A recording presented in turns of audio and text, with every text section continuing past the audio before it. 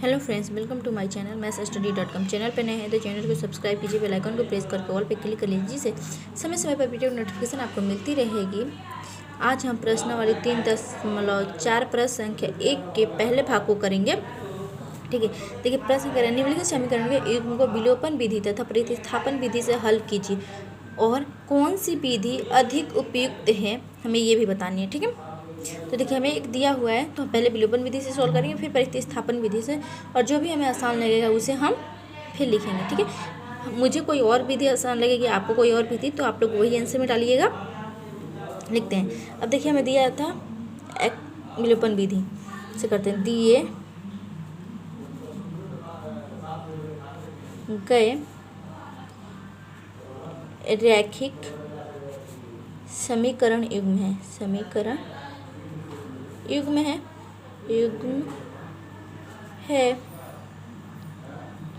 कि x क्या plus के y बराबर 5, ये हो गया हमारे पास समीकरण 1, और 2x माइनस के 3y बराबर 4। ठीक है, देखिए विलोपन विधि में हमें ये करना होता है कि हमें x को या y की संख्या बराबर करनी होती है। अगर पहले से ही ऑलरेडी बराबर हो तो हमें साइन चेंज करना होता है। ठीक है, तो देखिए यहाँ पे बराबर नहीं है तो 3 से हम ऊपर गुणा कर देंगे, तो 3 और नीचे 1 से गुणा कर देंगे क्योंकि y है। तो ठीक है, तो देखिए यहाँ पे बन जाएगा हमारे पास क्या, 3x प्लस के 3y बराबर के 15। ठीक है, और ये होगा 2x माइनस के 3y बराबर के 4, एकम 4। ठीक है, अब देखिए अब क्या है हमारे पास, अब देखिए ये बराबर है तो इसे हम काट देंगे, तो हमारे पास बच जाएगा एक प्लस प्लस, क्या होगा 3 2 5x बराबर 15 और 4 19। ठीक है, जोड़ने पर, क्योंकि देखिए हमने ये बराबर कर दिया था तो माइनस प्लस, ये तो कट गया था, हमारी इस पर प्लस किया था, हमारे पास ये जोड़ने पर लिख दिया हमने। चलिए ये भी लिख देते हैं हम यहाँ पे, समीकरण 1 में 3 से तथा समीकरण 2 में 1 से गुणा करने पर। ठीक है, अब देखिए तो ये हो जाएगा x बराबर 19/5। अब x का मान हम समीकरण 1 में रख देंगे। x का मान समीकरण 1 में रखने पर। ठीक है, समीकरण 1 का है x प्लस के y बराबर 5, तो x का मान है हमारे पास 19/5 प्लस के y बराबर 5।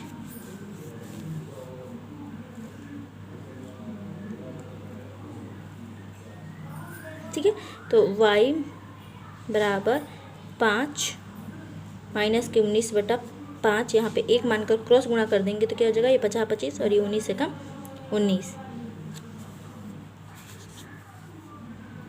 ये हो जाएगा y। ठीक है, तो ये हो जाए y बराबर 50 25 माइनस के 19/5, तो y बराबर 25 में से 19 ये तो 6/5। ठीक है, तो y का मान अतः x बराबर 19/5 और y बराबर हो जाएगा हमारे पास 6/5। अब हम प्रतिस्थापन विधि से करेंगे। ठीक है, देखिए इस प्रतिस्थापन विधि समीकरण उतार लिए हैं। समीकरण 1 से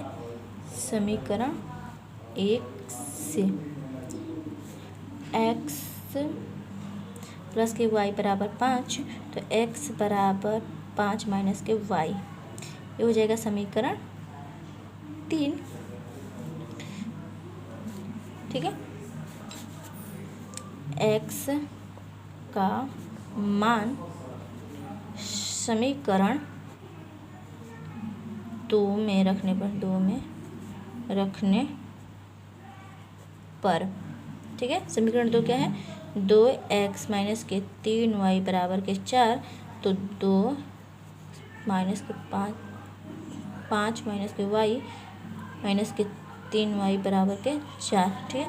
तो 5 दूना 10 माइनस के 2y माइनस के 3y बराबर 4। माइनस माइनस क्या होता है? प्लस, तो माइनस का साइन रहेगा और 5y हो जाएगा बराबर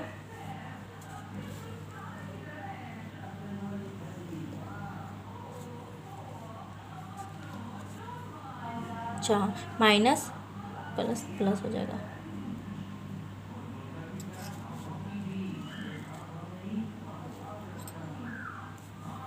ठीक है, 5y बराबर के 4, तो माइनस के 5y बराबर के 4, इधर प्लस में तो 10, तो इधर माइनस में हो जाएगा। तो माइनस के 5 बराबर माइनस का 6, तो माइनस से माइनस कट जाएगा, तो ये हो जाएगा y बराबर 6/5। ठीक है, y का मान समीकरण 3 में रखने पर, समीकरण 3 क्या है हमारे पास? x बराबर 5 माइनस के y, ठीक है। तो x बराबर 5 माइनस के y का मान 6/5, यहाँ पे एक मान कर क्रॉस गुणा कर देंगे हम, ठीक है। देख लिए, तो ये हो जाएगा 50 25 और 5 एकम 5 नीचे बटम 5, ठीक है। तो 25 में से 6 जाएगा तो 19/5, x का भी मान आ गया। अब लिख देते हैं, अतः x बराबर 19/5 और y बराबर 6/5, ठीक है। अगर प्रतिस्थापन भी दिया, विलोपन भी दिया कि आंसर सेम आता है, तो यानी कि आंसर हमारा सही है। अगर गलत आता है तो हम कहीं ना कहीं मिस्टेक हुई होगी। आप चलिए लिख देता, अतः विलोपन विधि अधिक उपयुक्त लगी, मुझे अधिक उपयुक्त लगती है, आपको जो अच्छी लगी उसे लिख लीजिएगा। उपयुक्त है, यही हमारा फाइनल आंसर है। आई होप आपको ये वीडियो समझ में आई हो। इससे पहले की वीडियो आप लोगों ने नहीं देखा है तो mathsstudy.com के प्ले लिस्ट से देख सकते हैं। चलिए हम मिलते हैं नेक्स्ट वीडियो में, तब तक के लिए गुड बाय।